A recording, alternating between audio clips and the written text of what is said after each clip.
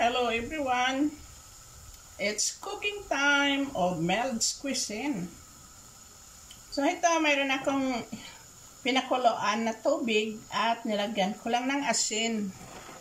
Ito ay lulutuin natin itong pasta. Flat pasta.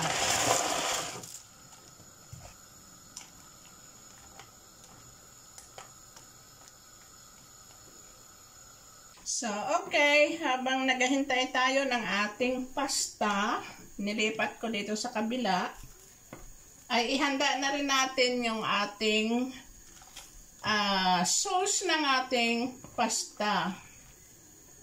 Ngayon, maglagay muna tayo ng olive oil. Then, i-fry muna natin yung ating salmon.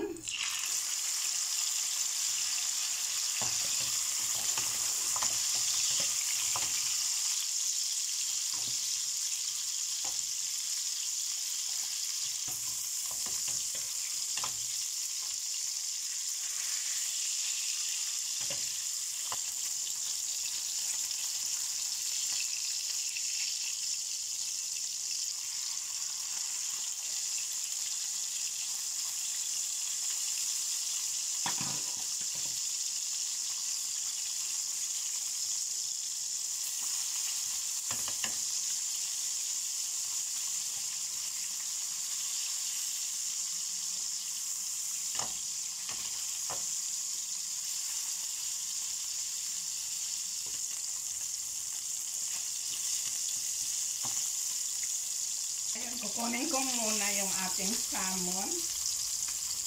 Set aside muna natin.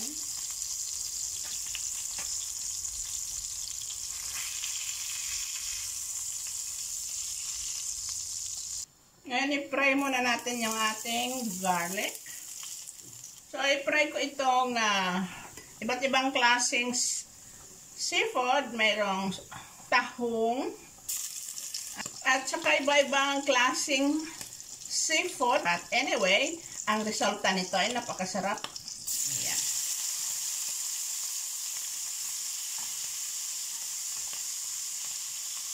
Mayroong hipon dito, mayroong pusit.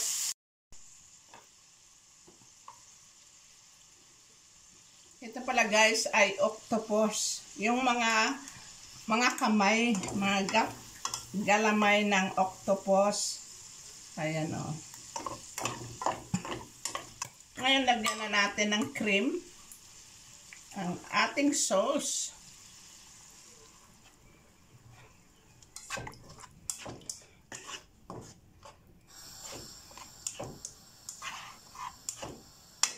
Dalawa ang ilagay nating cream. Yahoo! Yummy! Lagyan natin ng black pepper, garlic powder, a little bit of provincial herbs,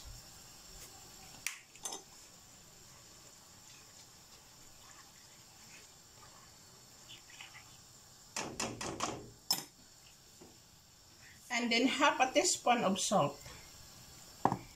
Then lagyan natin ng kaunting cheese para maglapot. Dagdag flavor, pangpasarap. Okay.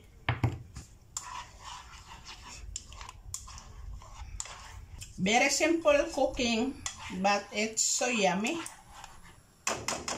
Pwede na sa ating pasta. At ito na yung ating pasta. Ready. So, our sauce is ready. Then, ilagay ko ito dito sa ating sauce. Just like that.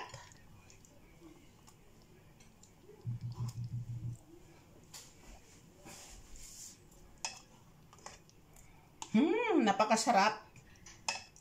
Very delicious.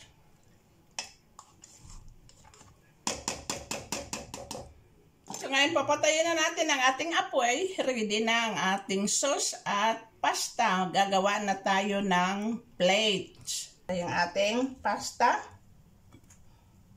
Gagawa tayo ng plate. Very nice.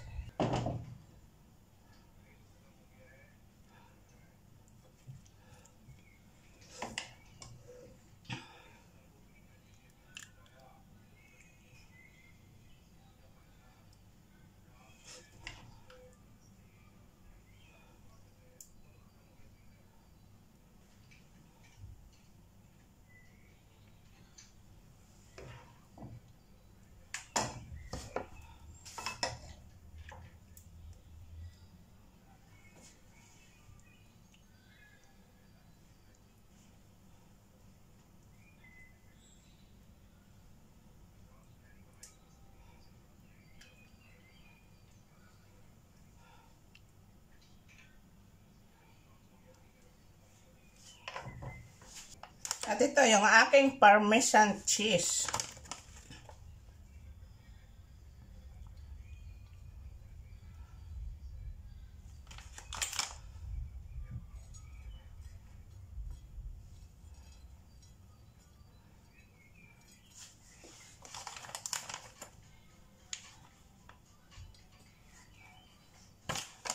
So, it's ready now, guys.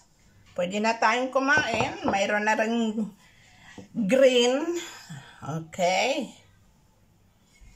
Halika kayo, kain na tayo.